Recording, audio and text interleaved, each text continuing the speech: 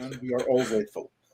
And RRR is something that Chris is associated with quite often because he was the person who told most people about it first, and he's been championing it.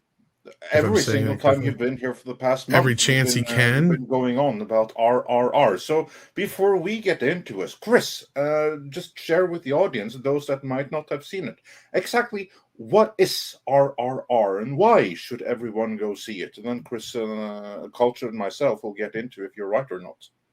I'll be as brief as I possibly can, but you know, this is a Tollywood movie. It's not a Bollywood movie. India is fortunate to have two competing film industries. In the United States, Hollywood has a monopoly. You've got your small independents, but truly who dominates distribution, whether it's on video on demand streaming or the box office in movie theater chains across the country, it is Hollywood.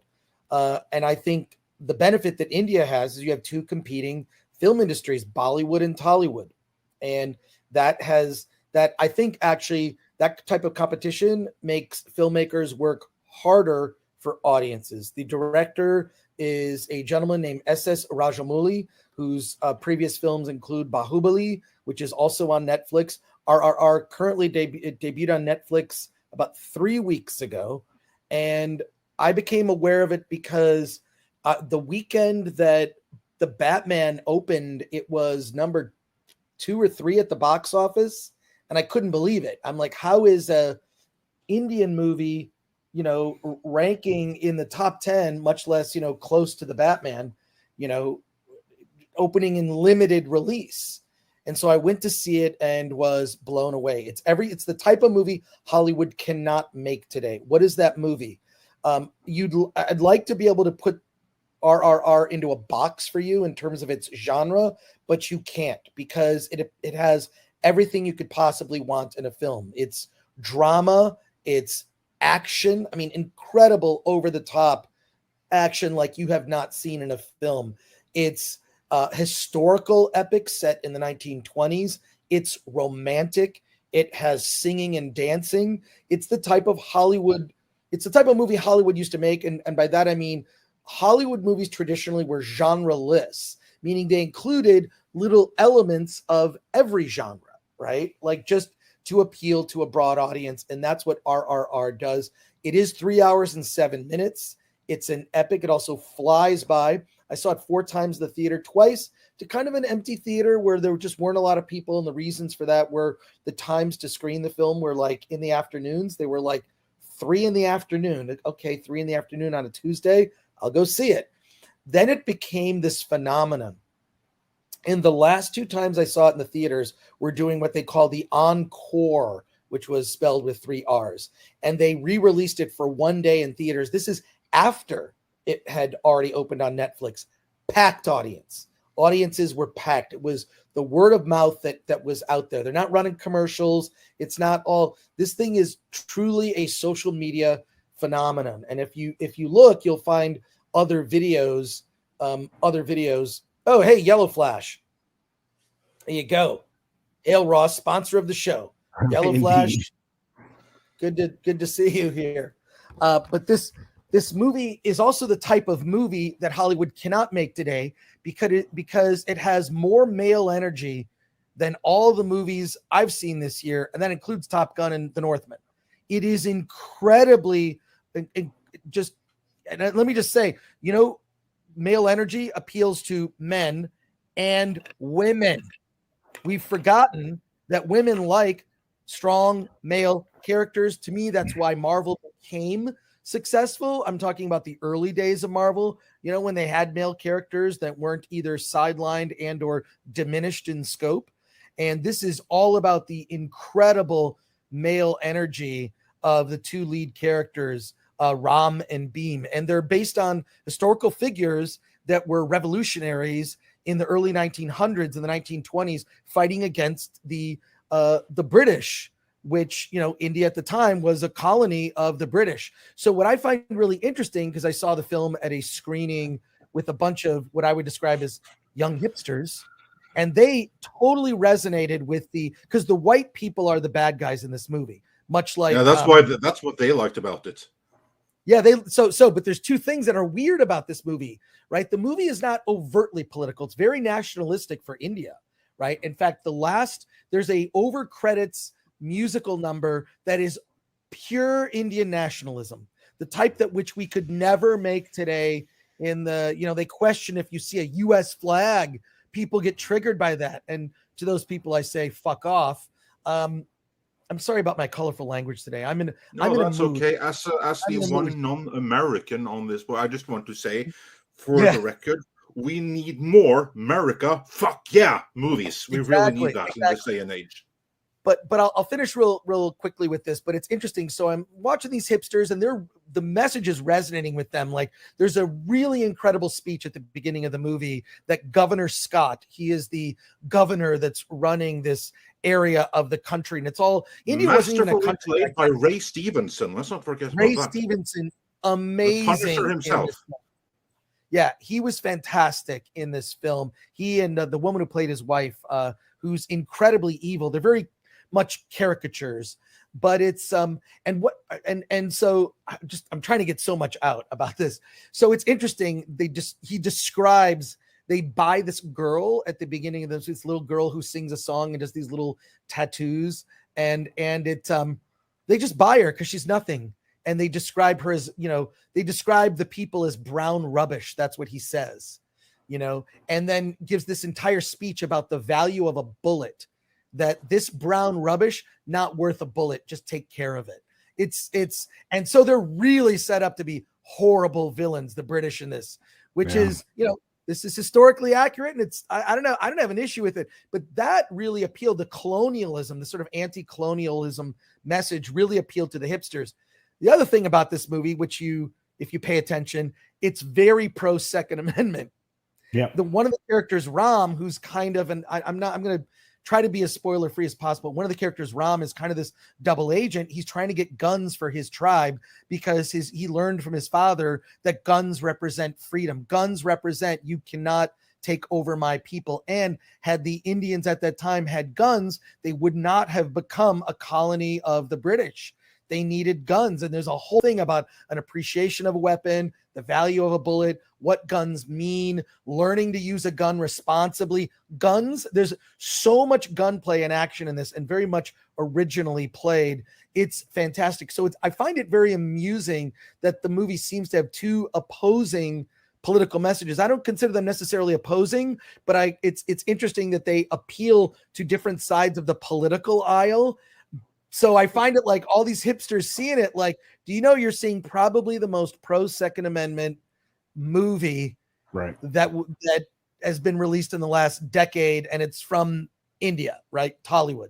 The other thing is that the scenes in this, while there is a lot of CGI, right? Like there are no animals. A lot of animals are used in a way that could be considered cruelty. And my understanding is that the majority of the animals that you see are CGI. They even have a little message at the beginning to let you know, with the exception of the horse. Yeah, with the exception of the horse. The horses, Yeah. So they state that right up front. And it's funny too, because the little message that's at the beginning of Netflix about like, this is a story that's historical. That was not when I saw the movie in the theaters.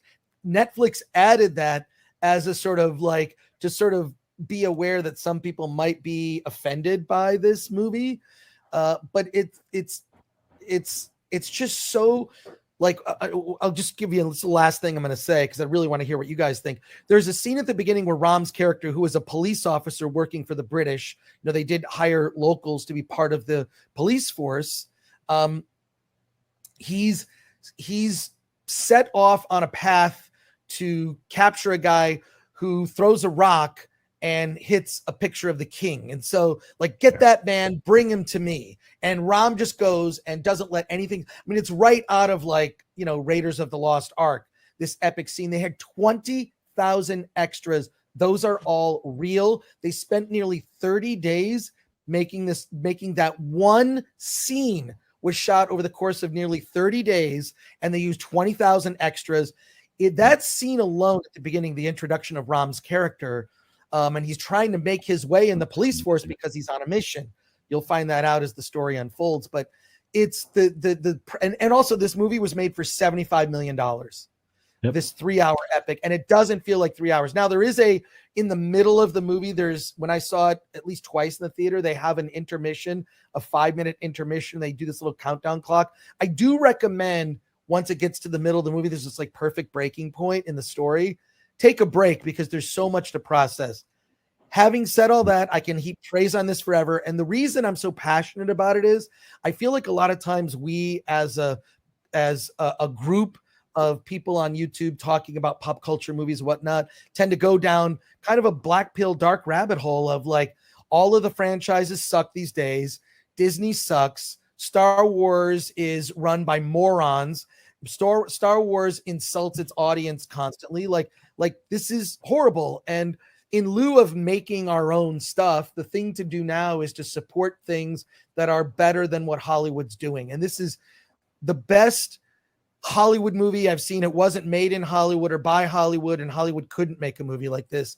It's just incredibly entertaining with something for everyone. I do recommend like probably 13 and over. It's a little violent in some places, but I'm just overjoyed with this film and just want to spread like, rather than go see Buzz Lightyear, see RRR. So always have, and that's sort of the purpose of my channel Film Thread is like, we're gonna talk about the Hollywood stuff very brutally, honestly, but I'll try to always have some other recommendation. And on that note, Tom, Brian and Charles is a British comedy that I strongly recommend about a guy who builds a robot out of parts at his house that becomes his friend. It's called Brian and Charles, and we talked about it on our show last week. There's an interview with the screenwriter and producer of the movie on our channel, just to plug the Film Threat channel. But I always think it's important to have an alternative because you can't get caught. And I think the only way to stop giving Hollywood money is to give money to other things, support other things. So I'm sorry I talked for like nearly 10 minutes here.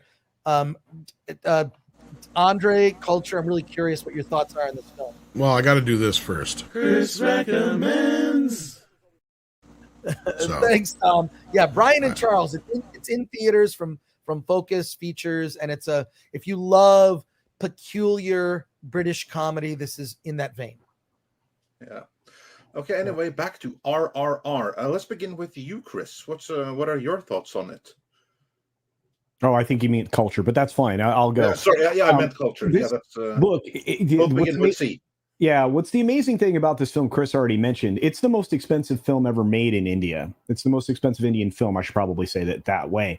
It did very, very well to a global audience. It hit 3 times its production budget, and it probably deserved to make a lot more. One of the stumbling blocks, if you're not a person that likes to read subtitles, is going to be that. I've watched lots of foreign films, here in the States, and I don't have a problem with that.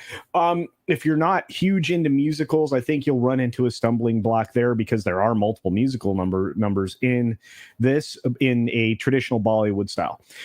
That's really the only detriment that I think it would have for some people, or stumbling blocks I think people would encounter. Chris described the opening scene very well. The table set very well. It does speak to both sides of an argument that we've been having for decades. Freedom, guns, the whole 9 yards. But the overriding message here is freedom. I think I was more entertained by this film through its whole. There were certain elements that dragged for me, but no, it's very evident when you should take a break, go to the bathroom, grab a snack. It's wonderful to watch on Netflix. That experience is very good. If you have the ability to put headphones on, there's some audio stuff that you might not miss unless you have a top-end home theater. So headphones probably would be good as well. And I loved Beam very much. Beam was an interesting character, but Raj was also wonderful. I don't think there was any, or Reju, or I forget exactly the name there. They were both brilliantly done. An unlikely pairing that immediately makes sense. This is two an American film like a buddy cop film, like a Lethal Weapon. You have people paired that shouldn't be, fighting for the same thing, although they both don't know it, and they become at odds, and then those are rectified during the course. And the last third of the film is brilliant. The action scenes are overwhelmingly good. Chris is not incorrect. I agree with him 100% when it comes to the Indiana Jones feeling of that very first major action scene. You will have no doubts who is right and wrong in this film, and it's very clearly delineated. And I actually have to do a review video on my channel for this. That's how inspired I am. And I have to say, I thank Chris for, recommending this film, not just to me and to Andre, but pretty much all of you, because if you can get past some of the Bollywood things that may be a stumbling block for you, you will be entertained. This is a Hollywood film, as Chris Gore said, that probably couldn't be made in Hollywood nowadays, although I think some people are going to start to try again, because we're seeing a resurgence in, some American exceptionalism, a level of nationalism that I think that we need to return to in Hollywood. But those are my initial thoughts, or my complete thoughts right now while we have Chris here. And I know I would love to hear what Andre has to say before Chris goes. Yeah. Yes, for me, I also really enjoyed the movie. To give some more context than what Chris already said, because I think this is important. Like, I had to research this on my own, and that is when my appreciation of the movie increased, when I kind of got what it was. Because this is a movie that takes place in 1920, and this is really important for people to understand, appreciate the movie, because I think a lot of people are going to be like, they hate the white people. Only white people are the villains here. There's a reason for that. It takes place in 1920 during the British occupation of India, where they were basically under the heel of the British, and it follows the resistance fighters. Now, this is something that I know very little about from history. We did not learn much about this in school in Norway, and I haven't researched it too much on my own, so I know very little. Like, I saw Gandhi, like most people. So, but basically, what this is then, it follows two of the resistance fighters fighting against the British occupation, and my understanding is that these two people, they never met in real life, and they're very open about this. This is like a fairy tale. What if these two heroes of the resistance met and were friends before they became the legendary resistance fighters they became?